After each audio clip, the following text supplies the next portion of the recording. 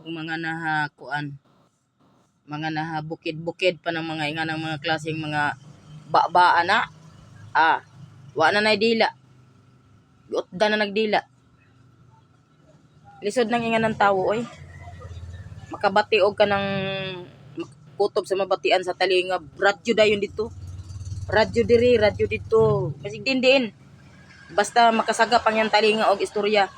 Bungol-bungol gani na siya ha. Pero pag gumana nga ni ang talinga niya na nga kutob sa mabatian ay sus. Dili gid mabahaw dayon. Kay minuto pala niya na radyo baktas gid talaga na nga nang kanambayana. Dili nimo makuan-kuanan og mga istorya nga mongonan. Kaya mo gina nga ang mga tawo pod magkagubot. Ang gusto niya yung malipay siguro na siya nga nga manggigubot ang tawo dahil sa iyang baba, o di ba? Siguro malipay siguro na siya pag nga na maggubot ang tawo dahil sa iyang baba, no? Ay nga ng mga klase mata pag sa yung mga bandang mga bukid na mga dito sa among lugar. Sus, ang nga nabalan nimo katabian lalo pag dili maayo ang na may nakapay dugang-dugang.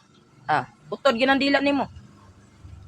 Nga na kuan ang ginasapit sa inganan mga tabian, mga radyo baktas. Nya pati mamhilig pa magdugang-dugang og istorya.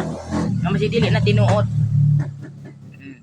Ang kanay pong giistoryahan, masighibaw po niyang tinuod, magpakuang-kuan po, pauro inosente po. Pero, mo nalay ako pong nan ipakuan po sa iha. Nga og ikaw ing anak ka, og sa tingin nimo padayon, og sa tingin nimo tinuod. Pero masig kuan may naay kuan sa mga tawo. Mata sa mga tawo nga tan-aw pa lang alam. Pero ganun pa man ayaw ikasuko. Di ba? Ayaw og ikasuko nga inga nang magakuang-kuang magburbalibad nga muna. Kay ang Ginoo dili ka mauwaw nga masuko ka. Ay inga na nga may nakabisto. Unya pagkatima ang Ginoo nakahibaw man.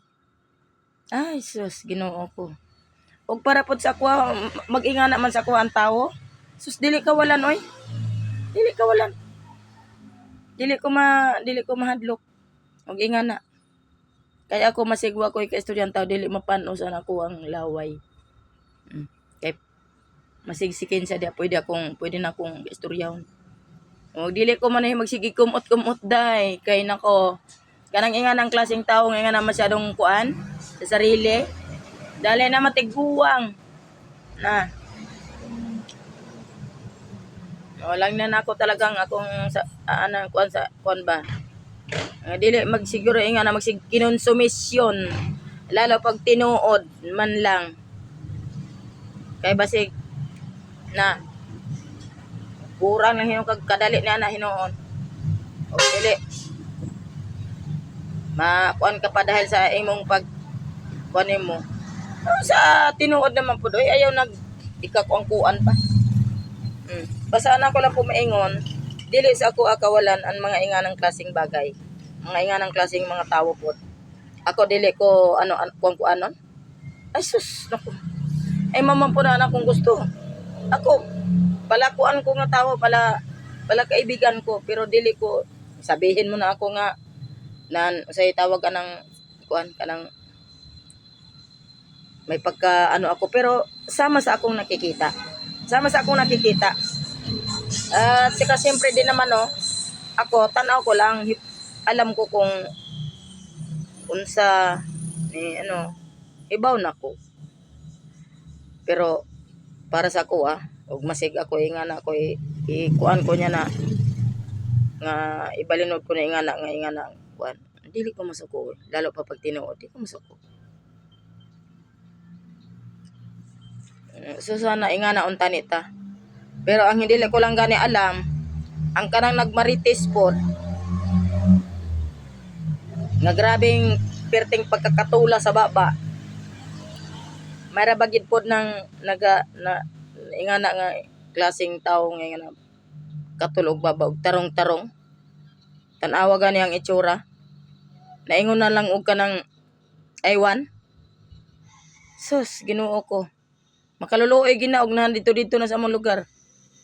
Kay pakutkuton lang na dito og yuta o siya dito unayon. Kay tabian ka kanang imong baba nimo baligid niya napakatabian na nagarap guniti ng imong dila nimo og kanang imong kapya kamot may kutsilyo gutgutan na. O di ba? Unayon imong utod imong dila. O, ayaw daw kuan. Ayaw daw kanang sa natuman sa sugo. O, kay kanang tadtadon ka sa bala. Muna ang parusa sa ingan ng taong tabian. Lalo pa ang gitabi og dili na magkadimao. Hilig magdagdag og istorya. Sus. Ay, aywan lang sa mga taong ingana ay. Hilig ra ba makipag puro istorya-istorya. Pero dahil pag